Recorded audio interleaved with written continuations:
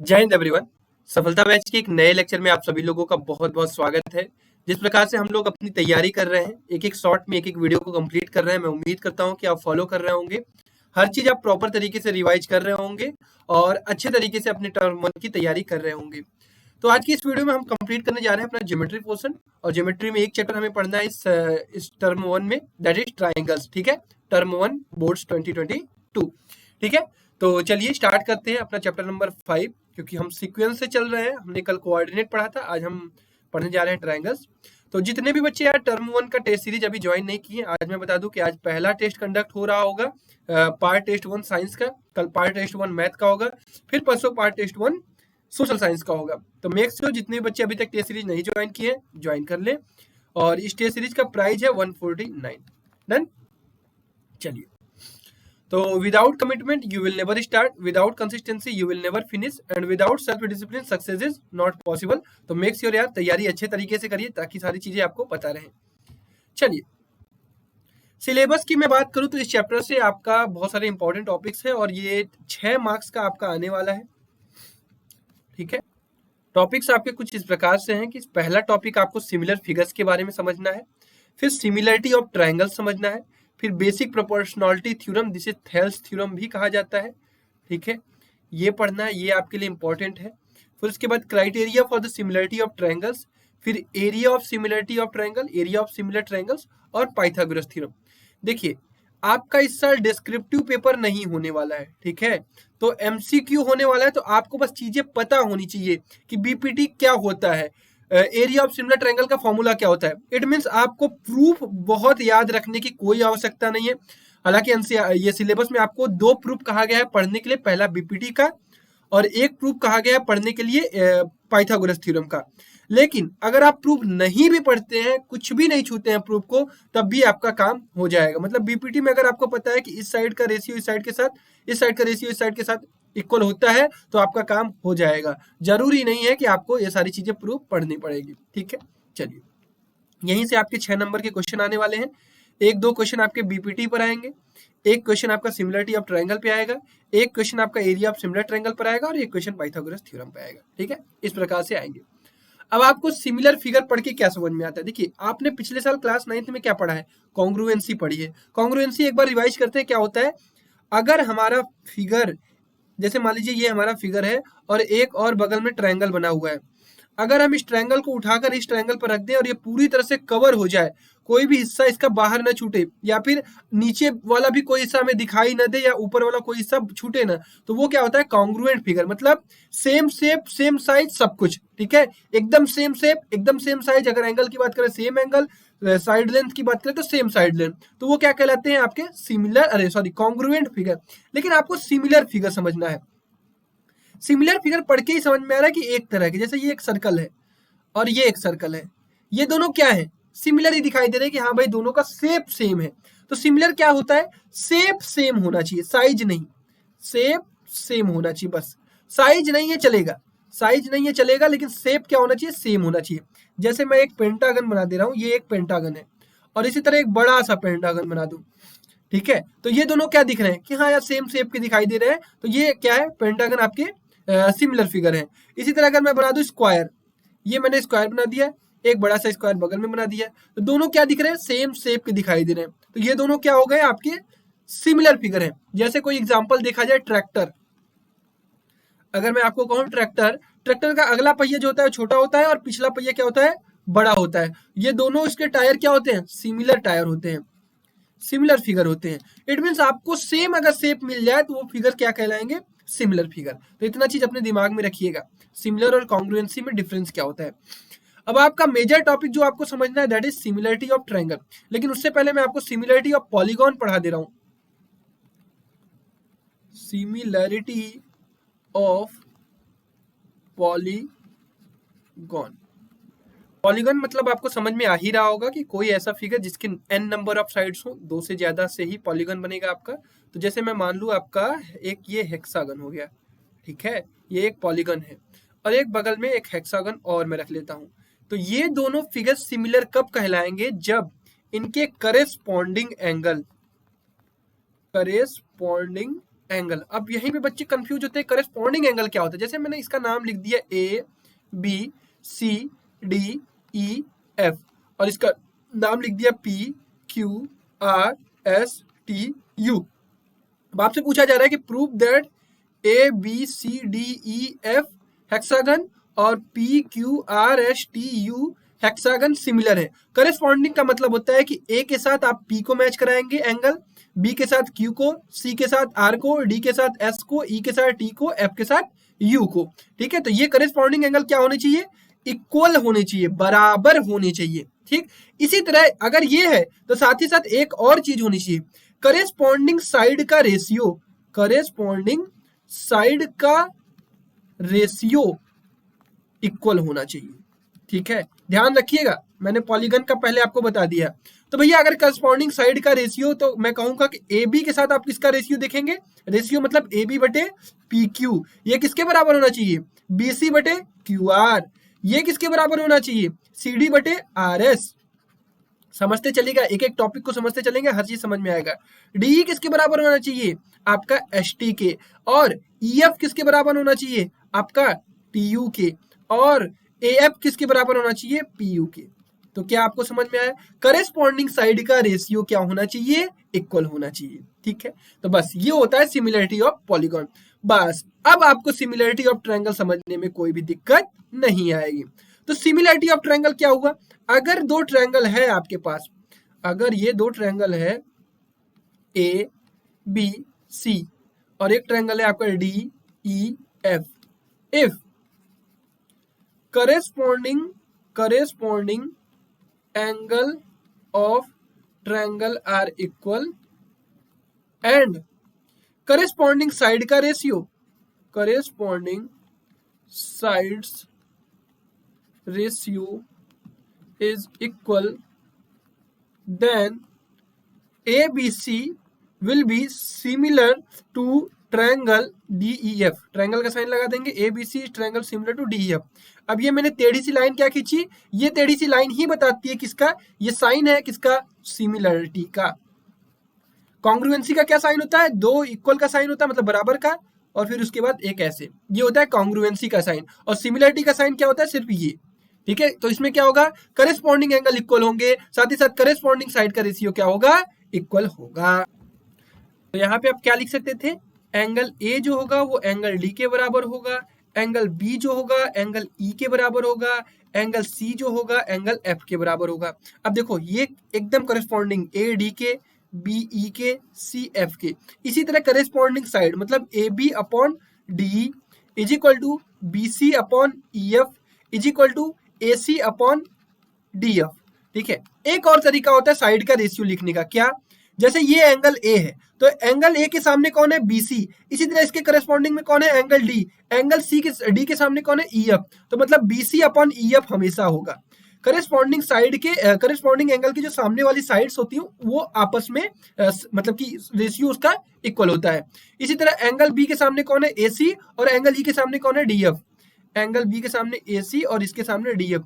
इसी तरह क्या होगा, एंगल सी के सामने ए बी और नीचे डीई, ए बी और डी। तो ये भी एक तरीका होता है लिखने का, जब हम कभी फंस जाते हैं, डायरेक्टली लिख नहीं पाते हैं, तो आप क्या करेंगे, एंगल के सामने वाली साइड उठाएंगे। जैसे इस ट्रायंगल में ये वाला एंगल इक्वल है तो उसके सामने की साइड, और सेम करस्पॉन्डिंग एंगल बगल वाले ट्रायंगल में उसके सामने साइड का रेशियो आप बराबर दिखाएंगे। तो क्या ये चीज समझ में आई, चलिए बहुत बढ़िया।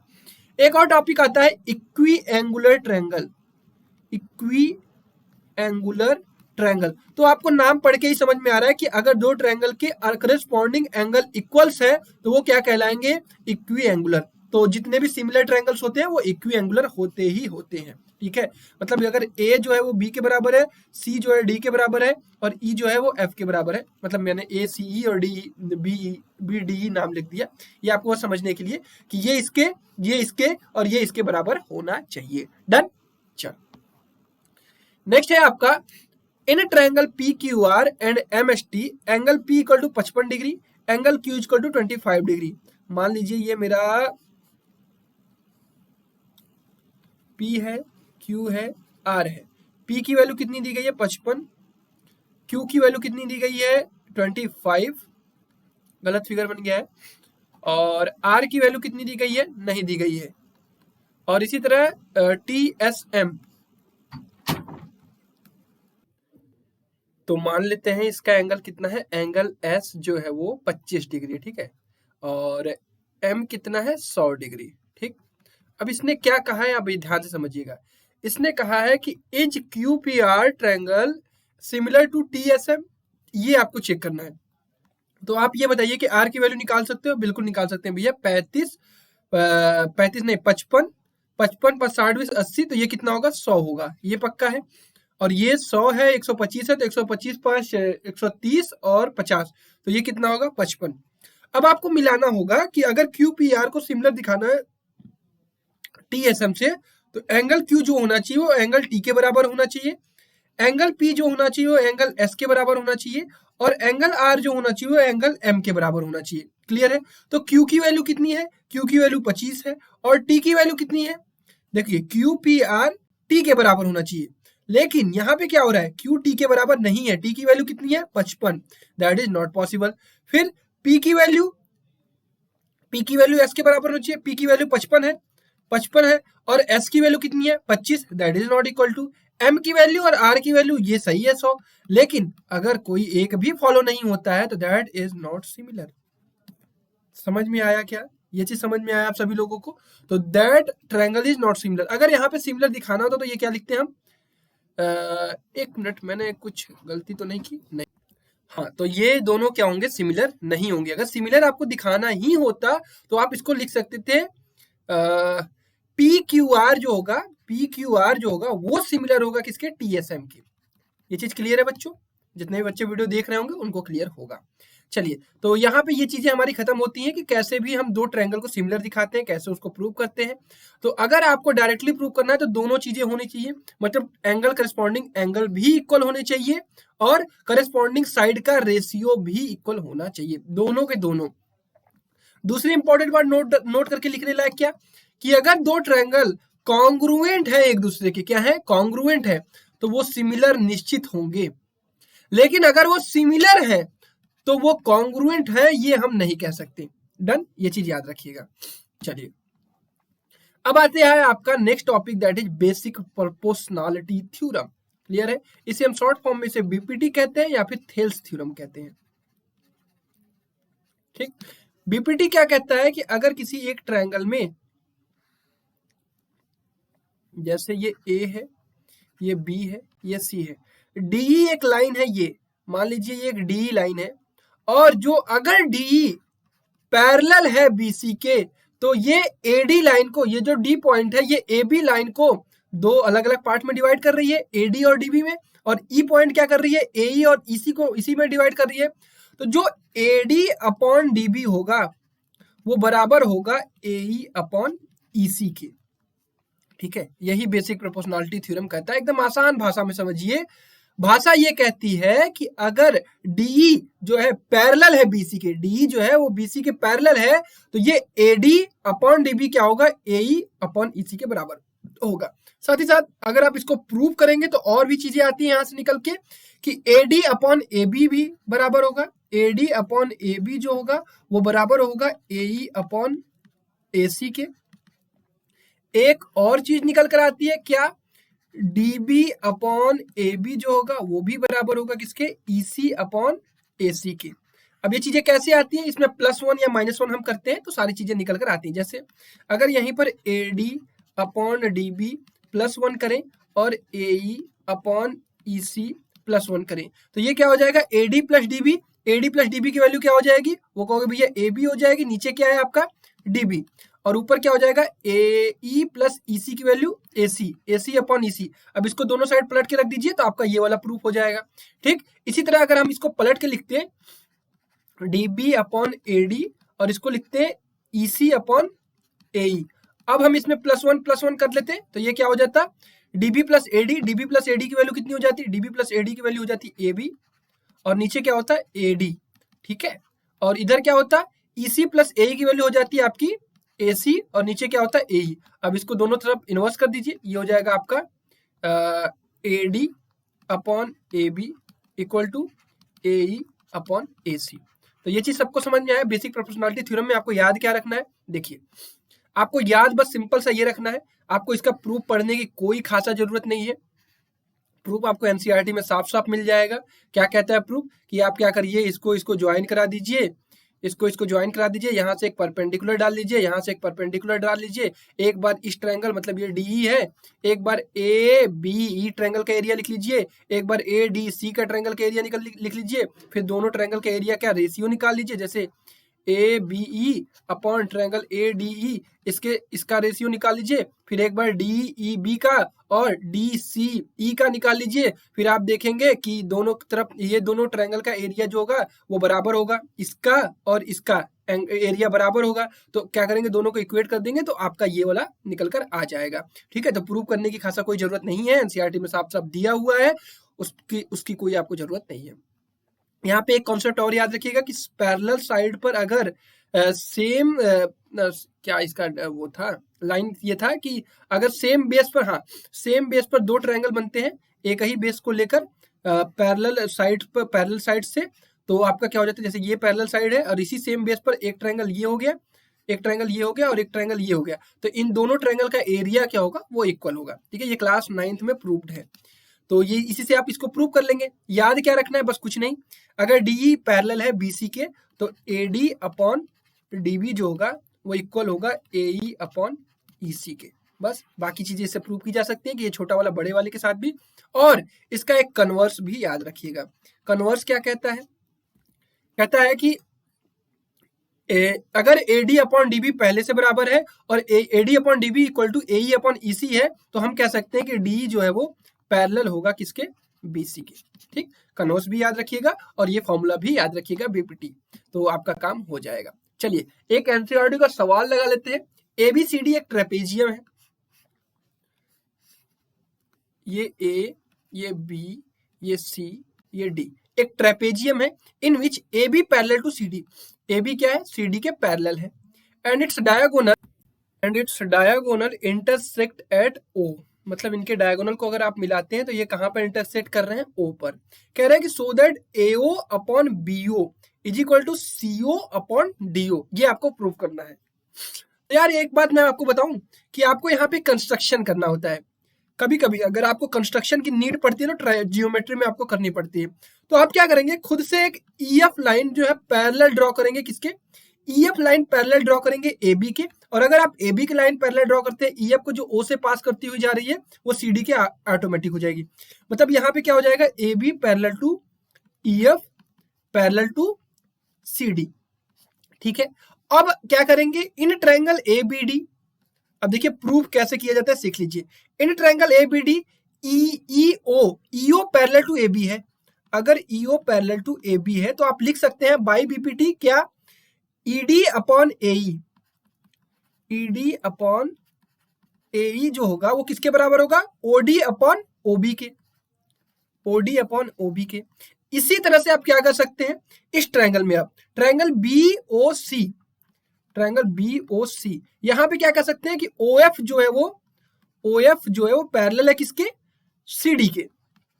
तो आप क्या लिख सकते हैं, बीओ जो होगा yes BO upon OD, BO upon OD जो होगा वो किसके बराबर होगा, BF upon CF, BF upon CF. ठीक, अब यहां से ओडी अपॉन ओबी या बीओ अपॉन ओडी का वैल्यू निकाल लेंगे, इसको पलट के लिख देंगे तो ये हो जाएगा ओडी अपॉन ओबी और ये हो जाएगा सीएफ अपॉन बीएफ। ठीक है, तो ओडी अपॉन ओबी की वैल्यू यहां से क्या निकल कर आ रही है, ED upon AE is equal to CF upon BF. देखिए हमने कुछ और प्रूफ कर दिया। अब हमने क्या किया कि ये ट्रायंगल और ये ट्रायंगल ले लिया, हमें क्या करना था, ये वाला ट्रायंगल लेना था, क्योंकि हमें ये वाला भी चीज निकालना है। तो हम क्या कर देते हैं कि पलट लेते हैं, तो ये वाला ट्रायंगल ले लेते हैं, ट्रायंगल ए सी बी। ठीक है, तो यहां से हम क्या करेंगे, यहां से लिख लेंगे कि OF जो है वो पैरेलल है AB के, OF जो है वो पैरेलल है AB के, और ये हो जाएगा आपका OC upon OA, OC upon OA किसके बराबर हो जाएगा, CF अपॉन BF। अभी यहां से भी नहीं प्रूफ हो पाया, मतलब हमें कौन सा लेना पड़ेगा, ये वाला ट्रायंगल। अब देख रहे हो, मैंने चार के चारों को चेक कर दिया। चलो कोई बात नहीं। अब हमें कौन सा लेना पड़ेगा, triangle A D C. Triangle A D C देखो आप कहीं से भी प्रूव कर सकते हो, आपको फाइनली पहुंचना है।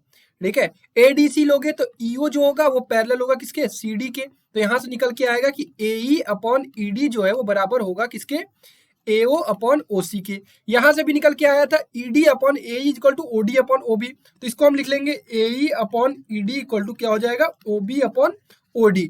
अब हम इन दोनों को बराबर लिख सकते हैं क्या, A O upon O C equal to O B upon O D. यही हमें प्रूव करना था शायद। एओ अपॉन बीओ, बीओ को यहां नीचे कर लीजिए, A O upon BO is equal to O C upon O D. ठीक है, यही प्रूव करना था, बिल्कुल। अब देखिए आप सोच रहे हो कि भैया इतना कंफ्यूजिंग हो सकता है, नहीं। अब जैसे हम लोग क्या है, पहली बार सवाल कर रहे हैं, मान लीजिए आप पहली बार सवाल कर रहे हैं, तो आपको प्रूव करना है। अब आपके दिमाग में स्ट्राइक कर गया कि नहीं यार, मुझे यही वाली, ये एक बार ये वाला ट्रायंगल ले लेता हूँ, एक बार ये वाला ट्रायंगल। ठीक है, ये कैसे आती है, प्रैक्टिस से। जब आप कई बार इसी टाइप के सवाल लगाएंगे तो चीजें आपसे होंगी। कल जब हम एमसीक्यू करेंगे तो आपको सारी चीजें समझ में आएंगी। ठीक है, तो इस तरह से हम इसको प्रूव करेंगे। डन, चलिए अब आता है नेक्स्ट टॉपिक आपका, criteria for similarity of triangles. Criteria, तीन क्राइटेरिया आपको पढ़नी होती है। पहला क्राइटेरिया होता है double A, double A criteria. ठीक है, किताबों में इसको ट्रिपल ए भी लिखा रहता है, लेकिन आप ये चीज समझिएगा कि अगर डबल ए है तो वो ट्रिपल ए हो जाता है। जैसे ये ट्रायंगल है हमारा, एक ट्रायंगल ये और एक ट्रायंगल ये, ए बी सी, और ये ट्रायंगल हमारा डी ई एफ। ठीक है, तो ये कहता है कि अगर एंगल ए जो है वो एंगल डी के बराबर है, एंगल बी जो है वो एंगल ई के बराबर है, तो ऑब्वियसली क्या होगा, ये जो तीसरा एंगल बच रहा है वो इस एंगल के बराबर होगा। कैसे होगा, सपोज ये 30 है, सपोज ये 30 है, सपोज ये 40 है और ये 40 है, तो भैया यहाँ पे जो बच रहा होगा 180 माइनस करके, वही तो यहाँ से भी 180 माइनस करके बच रहा होगा।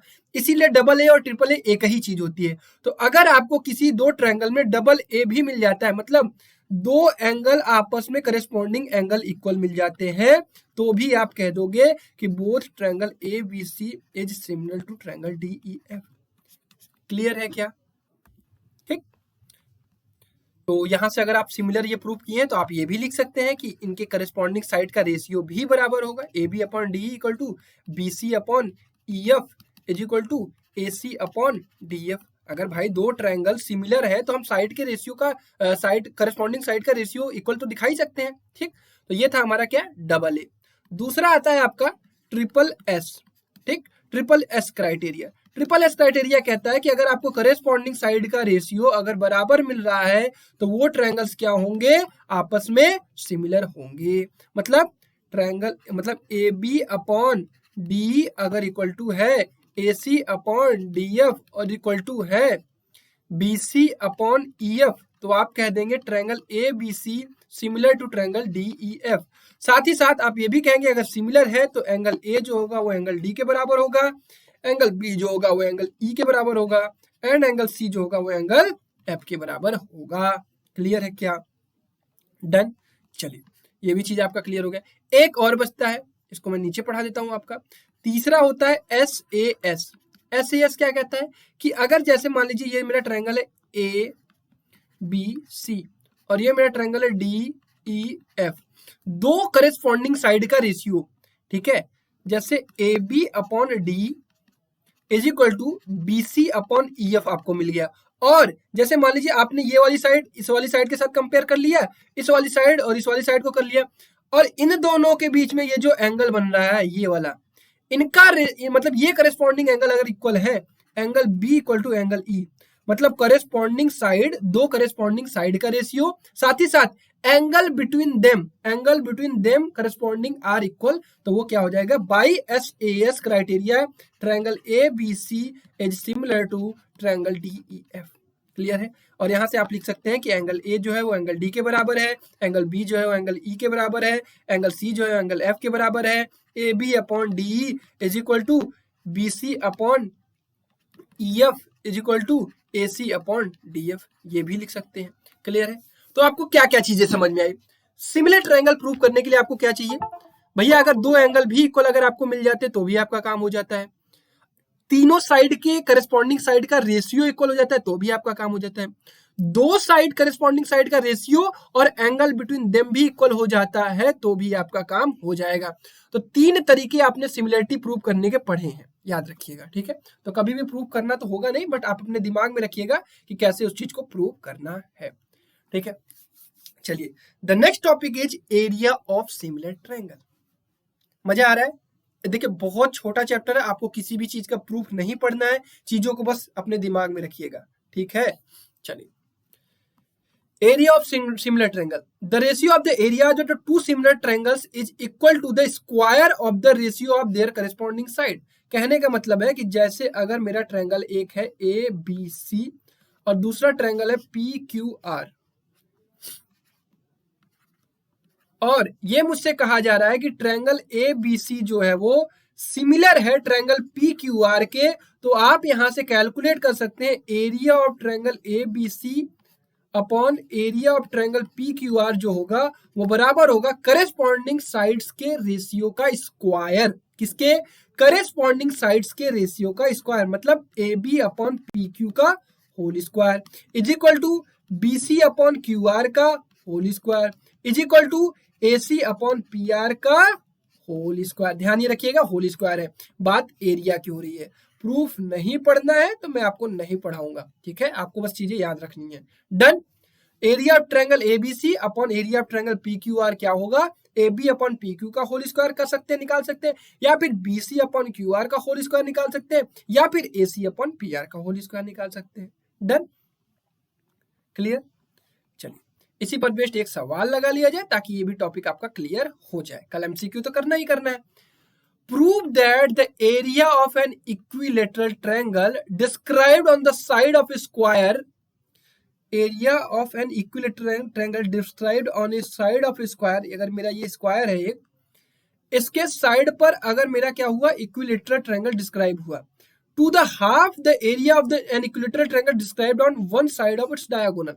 अच्छा, जैसे मैंने क्या किया, इस पर एक ट्रायंगल बना दिया और एक डायगोनल के ट्रायंगल बना दिया, लेकिन ये कह रहा है कि दोनों के दोनों ट्रायंगल क्या है, इक्विलेटरल। और भैया इक्विलेटरल है मतलब ये 60 होगा, ये भी 60 होगा, ये भी 60 होगा, ये भी 60 होगा, ये भी 60 होगा, ये भी 60 होगा। तो ध्यान ये रखिएगा कि अगर मैं इसका नेमिंग कर देता हूं A B C D E F, तो अगर तीनों दोनों इक्विलेटरल ट्रायंगल है तो ये तो कॉन्ग्रुएंस नहीं, सिमिलर होंगे। ध्यान रखिएगा, कॉन्ग्रुएंस नहीं होते हैं इक्विलेटरल ट्रायंगल, सिमिलर होते हैं। तो ट्रायंगल ए ई सी जो होगा वो सिमिलर होगा किसके, बी एफ सी के। क्लियर। अब आपसे पूछा जा रहा है, क्या पूछा जा रहा है कि एरिया ऑफ द जो equilateral triangle describe on this square जो है वो half of the area of the this होगा। तो कैसे इसको प्रूव करेंगे? तो यहां से निकालेंगे area of triangle A E C upon area of triangle B F C. तो आप क्या कर सकते हैं, A E upon B F का होल स्क्वायर निकाल सकते हैं, या फिर आप चाहें तो E C upon B C F होना चाहिए ना, बी एफ सी होना चाहिए, ए ई सी और बी एफ सी, ई सी अपॉन एफ सी निकाल सकते हैं, इसका स्क्वायर निकाल सकते हैं, या फिर आपकी इच्छा हो रही है कि भैया ए सी अपॉन बी सी का होल स्क्वायर आप निकाल सकते हैं। तो ये वाली साइड कितनी होगी, अगर ये ए है, अगर ये ए है, अगर ये ए है, अगर ये है, तो ये ए कितना होगा, ये √2a होगा। तो भैया ये क्या हो जाएगा, मान लीजिए ए सी की वैल्यू है आपके पास ए, और नीचे बी सी की वैल्यू कितनी हो जाएगी, √2a, इसका होल स्क्वायर कर दीजिए, ये कितना हो जाएगा, ए स्क्वायर अपॉन 2a स्क्वायर, ए स्क्वायर से ए स्क्वायर कट गया, ये हाफ हो गया। मतलब आपको क्या पता चल रहा है, ट्रायंगल ए ई सी का जो एरिया होगा, ट्रायंगल ए ई सी का जो एरिया होगा वो half of area of triangle B F C होगा। प्रूव कर दिया आपने। ऐसे इस पर बेस्ड ऑप्शनल क्वेश्चन आपके एग्जाम में आएंगे। डन, मजा आ रहा है, चीजें समझ में आ रही हैं, बस यही मेन मोटिव है। चलिए एक और क्वेश्चन है इसी टॉपिक पर based. D E F are respectively the mid point of side A B B C C A of a triangle A B C, find the ratio of the areas of D E F A B C. अच्छा, ये मान लीजिए मेरा triangle है A B C, D E F क्या है, mid point है, E B इसका डी हो गया, इसका ई हो गया, इसका एफ हो गया, इसको मिला लीजिए, ठीक, इसको मिला लिया आपने। अच्छा, find the ratio of the areas of DEF and triangle ABC। DEF और ABC का रेशियो आपको निकालना है। तो यहां से आपके पास क्या है, यहां से आपके पास ये है कि जो DE की वैल्यू होगी ये कितनी होगी, कितनी होगी, ये होगी आपकी हाफ। अब ये कैसे होगी, यही तो आपको पता करना है। देखो, अब आपने क्लास 9th में मिड पॉइंट थ्योरम पढ़ा होगा, पढ़ा है कि नहीं पढ़ा है मुझे नहीं पता, लेकिन आपको पता होना चाहिए कि अगर किसी भी ट्रायंगल में दोनों साइड्स के मिड पॉइंट को आपने मिलाया तो ये वाली साइड और ये वाली साइड पैरेलल होती है, साथ ही साथ इस वाली साइड का लेंथ जो है इस वाले साइड का हाफ होता है। ठीक है, तो ये जो DF होगा, ये जो DF होगा वो हाफ ऑफ BC होगा, ये जो DE होगा वो हाफ ऑफ AC होगा, ये जो EF होगा वो हाफ ऑफ AB होगा। ठीक है भैया, तो यहां से आपका क्या आ जाएगा, DF अपॉन BC जो होगा वो हाफ होगा, DE अपॉन AC जो होगा वो हाफ होगा, EF अपॉन AB जो होगा वो हाफ होगा। तो यहां से आप क्या निकाल पा रहे हो कि भैया छोटा वाला ट्रायंगल DEF वो बराबर होगा किसके, ABC के सिमिलर होगा। ठीक है, DEF सिमिलर होगा ABC के। ठीक है, नहीं DEF होगा, DEF, यहाँ पे हम नेमिंग में कुछ गड़बड़ कर रहे हैं क्या, DE अपॉन AC, ACB, कुछ भी आप नाम लिख सकते हैं। DEF जो होगा वो सिमिलर होगा ट्रायंगल ABC का, मतलब ये वाला ट्रायंगल DEF ABC, एक बार मैं देख लूँ इसको, AB BC CA, AB पर D है, BC पर E है और इस पर F है।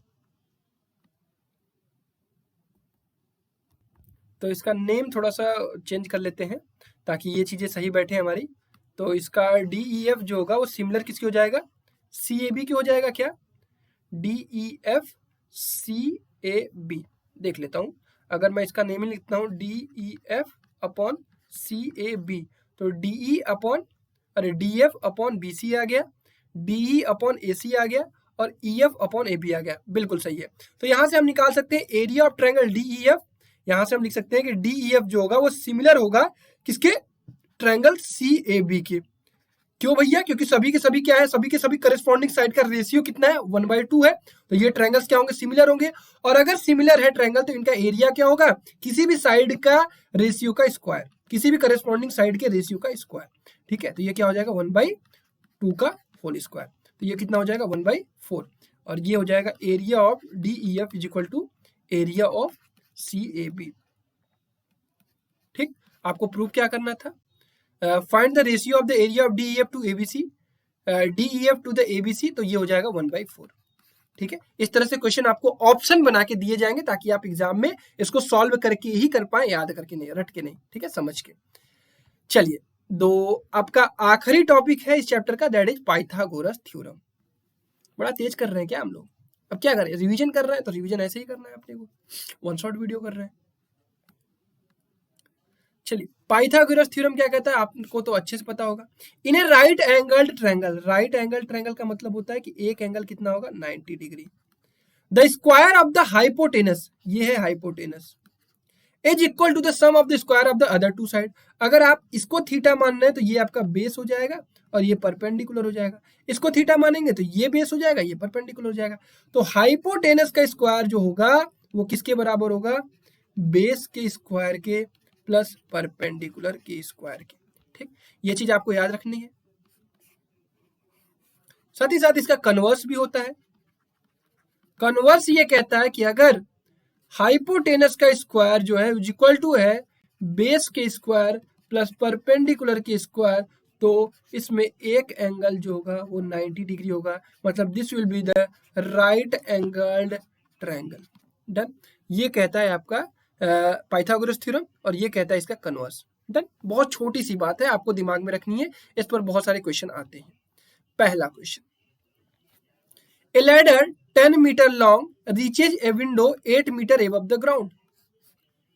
एक लैडर है 10 मीटर लॉन्ग है, 8 मीटर एबव ग्राउंड से ये क्या है, खिड़की पर पहुंचता है। Find the distance of the foot of the ladder from the base. अब ये लैडर तो ऐसे ही गिराया जाता है ना, ऐसे लगाया जाता है, तो ये 10 मीटर लॉन्ग है, ये 8 मीटर है, ये आपको नहीं पता है तो इसका मान लिया हमने x। तो अब आपको पता है कि ये बिल्डिंग है तो ये 90 डिग्री होगा, तो भैया ये राइट एंगल ट्रायंगल बन रहा है, तो यहाँ पे आप पाइथागोरस लगाएंगे, x square plus 8 square equal to 10 का स्क्वायर, तो एक्स स्क्वायर इक्वल टू हो जाएगा 100 minus 64, x square equal to हो जाएगा 36, तो एक्स की वैल्यू 6 मीटर हो जाएगा, क्योंकि एक्स जो है वो हमेशा पॉजिटिव वैल्यू लेंगे। तो भैया बेस से इसकी दूरी कितनी हो गई, 6 मीटर। आसान क्वेश्चन था, बहुत बढ़िया। अब ये एक आखिरी क्वेश्चन मैं आपसे करवाऊंगा, this will be the last question, और ये सबसे बढ़िया क्वेश्चन होने जा रहा है, ठीक है। चलो, तो भैया ये सवाल आपका कुछ इस प्रकार से है, एक सेकेंड। सवाल कुछ इस प्रकार से है कि इन ए इक्विलेटरल ट्रायंगल एबीसी, ये आपका एक इक्विलेटरल ट्रायंगल एबीसी है, ए बी सी इक्विलेटरल है, तो इसका मतलब अगर ये x है तो ये भी x होगा और ये भी x होगा, ठीक। D is a point on side BC, D मान लीजिए एक पॉइंट है साइड BC पर, ठीक। Such that D equal to 1/3 BC, मतलब D जो है वो 1/3 BC पर है, तो ये समझ लीजिए कि ये कितना हो जाएगा x/3, और ये पूरा टोटल कितना होगा, ये 2x/3 होगा, ठीक है। अब कह रहा है कि prove that 9AD square equal to 7AB square, AB square equal to, ये मतलब मान लीजिए AD इसको मिला दिया हमने, कह रहा है कि 9AD square equal to 7AB square. अब ये कैसे प्रूव होगा, इसका इसके साथ कोई रिलेशन कैसे निकाल सकते हो, ऐसे निकाल सकते हो। आपको क्या करना होगा कि एक परपेंडिकुलर लाइन खींचनी होगी, ये वाली, ये 90 डिग्री होगा। अब एक राइट एंगल ट्रायंगल ये बन गया और एक राइट एंगल ट्रायंगल ये बन गया, यहां से आप कुछ रिलेशन निकाल सकते हो। तो मान लेते हैं ये BE है, तो BE की वैल्यू कोई मुझे बताएगा क्या, B की वैल्यू कितनी होगी, x/2 हो जाएगी, क्योंकि ये हाफ होता है, परपेंडिकुलर ड्रॉ करेंगे किसी इक्विलेटरल ट्रायंगल में तो हाफ होता है, ठीक है, मीडियन होता है, तो ये x/2 होगा। अगर मैं आपसे पूछूं कि DE निकाल सकते हो क्या, कहोगे यस भैया, DE की वैल्यू जो होगी वो BE माइनस BD होगी, तो ये हो जाएगा आपका x/2 माइनस x/3, तो ये हो जाएगा आपका x/6, DE की वैल्यू क्या हो जाएगी, x/6। अब हमारे पास DE आ गया है, AD हमें निकालना है, और AE की वैल्यू क्या आप मुझे बता सकते हो, बिल्कुल बता सकते हो, कैसे, using this triangle right angle ABE, और ABE का कितना हो जाएगा ट्रायंगल, ये हो जाएगा आपका राइट एंगल ट्रायंगल, तो AB स्क्वायर जो किसके बराबर होगा, by Pythagoras theorem, BE square plus AE square के, तो यहां से आप AE की वैल्यू निकाल सकते हो, AE स्क्वायर इक्वल टू हो जाएगा AB स्क्वायर, मतलब x square minus B square, that is x square by 4, ये हो जाएगा आपका 3x स्क्वायर बाई 4। यहां से आपको क्या पता चल गया, AE स्क्वायर की वैल्यू।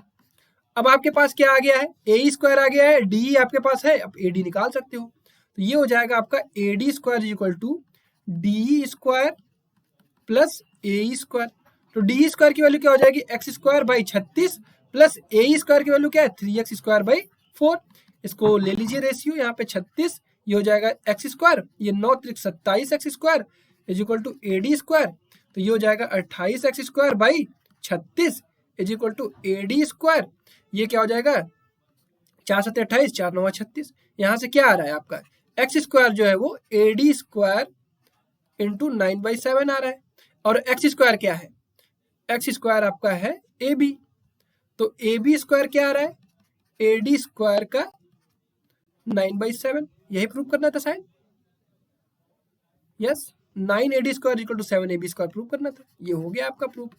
कुछ करना नहीं था, बेसिकली आपको राइट एंगल ट्रायंगल का यूज करना था, एक छोटा सा कंस्ट्रक्शन करना था, ताकि आपको राइट एंगल ट्रायंगल बन जाए।